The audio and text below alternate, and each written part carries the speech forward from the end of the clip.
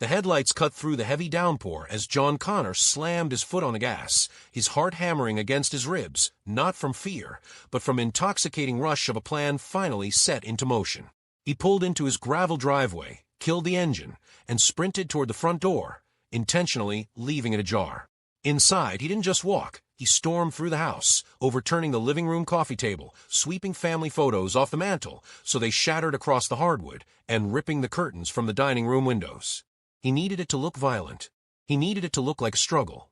Finally, he marched up to his wife Sarah's home office, opened her laptop, and initiated the final upload. With a cold, calculated smile, he picked up his phone and dialed 911, forcing his voice to break into a frantic, breathless sob as he screamed into the receiver that his wife was missing and their home had been destroyed. To anyone in their affluent suburban neighborhood, John and Sarah Connor were the absolute definition of a power couple. They had been married for 7 years, a bond built on shared ambitions, quiet weekend mornings, and a seemingly unbreakable mutual trust. Sarah was a deeply empathetic high school English teacher, beloved by her students and known for her selflessness. John was a brilliant, high-level cybersecurity consultant for top-tier financial firms, a man paid handsomely to find the hidden vulnerabilities in the world's most secure networks. But beneath the polished veneer of their perfect marriage lay a rot that Sarah never saw coming. John wasn't just protecting networks, he was exploiting them. For over 3 years, he had been living a double life as a major broker on the dark web, selling stolen corporate data and highly sensitive financial credentials to international syndicates. It was an incredibly lucrative empire built on digital shadows, and it gave John a thrilling rush of absolute power. The illusion shattered on a Tuesday evening when Sarah stayed up late to grade papers. Her own laptop was updating, so she opened John's personal tablet to look up a student's essay prompt. Because John had forgotten to clear his background applications, a heavily encrypted messaging terminal flashed onto the screen. Sarah watched in mounting horror as real-time alerts popped up, detailing massive offshore bank transfers, stolen social security databases, and a terrifying chat log where John casually negotiated the sale of a major tech firm's proprietary source code. Her hands shook so violently she dropped the tablet. The man she shared a bed with, the man she loved, was a dangerous, high-ranking cybercriminal. When John walked into the room and saw the pale, terrified look on her face, he knew instantly that his secret was out. In that frozen, silent moment, the loving husband vanished, replaced by a calculating sociopath who realized his freedom was on the line. If Sarah went to the police, his entire life would end. He couldn't let her destroy him. Instead of panicking, John's hyperanalytical mind immediately began constructing a trap. He realized that simply making Sarah disappear would make him the prime suspect, so he decided on a betrayal so twisted it would completely destroy her life while keeping him entirely safe. Over the next 3 months, John used his immense technical expertise to stage a digital frame job of nightmarish proportions. Every time Sarah used her phone or computer, John was secretly routing his illegal dark web traffic through her personal IP address. He installed hidden keyloggers on her devices, making it appear as though she was the one typing out commands to purchase stolen data. But the most terrifying escalation was his use of advanced artificial intelligence. John secretly recorded hours of Sarah's normal conversations, feeding her voice into a voice-cloning software to generate chilling, synthetic audio recordings. In these deepfake audio files, a simulated Sarah calmly confessed to running the dark web marketplace, detailing her greed and her plans to flee the country if the feds ever caught on. As the months tore by, the psychological warfare began to take a heavy toll on Sarah. She noticed her devices acting erratically, files moving on their own, and a suffocating feeling that she was constantly being watched. The atmosphere in the house became thick with dread. John played the role of the worried, supportive husband perfectly, comforting her during her panic attacks while secretly finalizing the digital noose he was tightening around her neck. Then came the night of the stage break-in. After John made the frantic 911 call, the police arrived to a scene of absolute chaos. John stood on the front lawn, weeping convincingly into his hands as officers searched the wrecked house. When detectives entered Sarah's office, they found exactly what John wanted them to find: her laptop open, displaying active connections to illicit dark web servers, and a digital folder containing the terrifying, AI-generated audio confessions. To the investigators, it looked like a clear-cut case.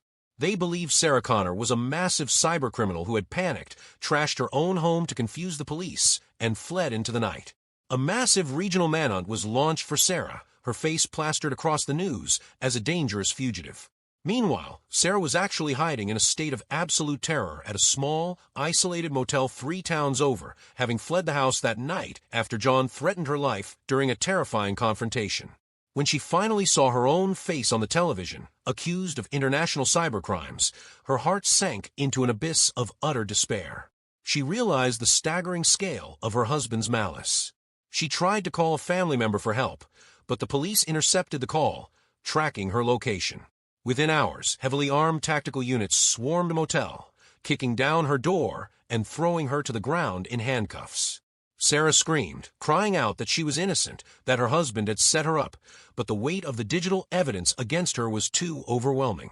She was locked in a cold interrogation room, facing decades in federal prison, completely abandoned by the world. John visited the police station, putting on a masterclass in manipulation. He sat with detectives, wiping away fake tears, pretending to be utterly heartbroken by his wife's double life. He told them he had no idea she was capable of such deception, cementing the narrative that he was the tragic victim of a cold-blooded wife. Sarah's defense attorney was desperate, as every shred of physical data pointed directly to her guilt. But the sheer perfection of John's trap became its ultimate undoing.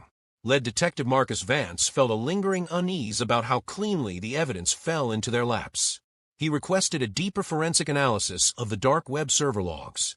A highly specialized digital forensics team began a microscopic extraction of the data timeline, and that is when they found the first crucial anomaly. One of the largest illegal data sales had occurred on a Thursday at exactly 1:45 p.m., routed directly from Sarah's phone IP. However, Sarah's school records and dozens of eyewitness testimonies proved she was actively proctoring a midterm exam in a crowded gym at that exact moment, with absolutely no access to her phone. The detectives began pulling on the thread, and the entire fabric of John's lie started to unravel with terrifying speed.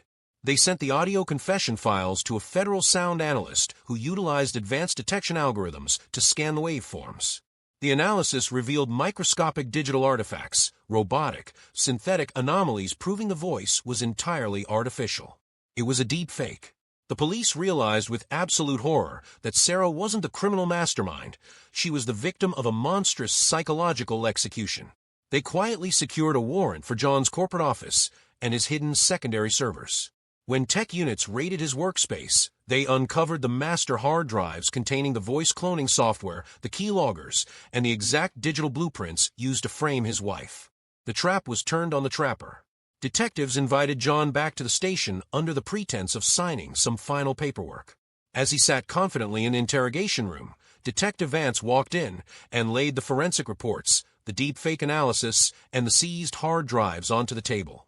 John's arrogant smirk instantly vanished, his face turning a sickly, ghostly pale as he stared at the evidence of his own undoing. He tried to speak, to spin another lie, but the sheer weight of his own hubris had crushed him. The cool, calculating tech executive completely collapsed, trembling in his seat as handcuffs were slapped onto his wrists.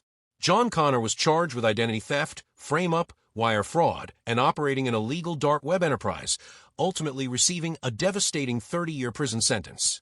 Sarah was fully exonerated and walked out of the prison gates into the sunlight, free from the physical handcuffs, but forever scarred by a betrayal so cold-blooded it defied human comprehension.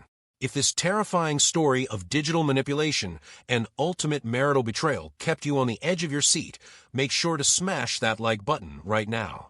Drop a comment down below, letting us know your thoughts on the terrifying reality of deepfakes being used in real-world crimes, and hit that subscribe button with notifications turned on so you never miss another chilling true crime case. Thank you for watching.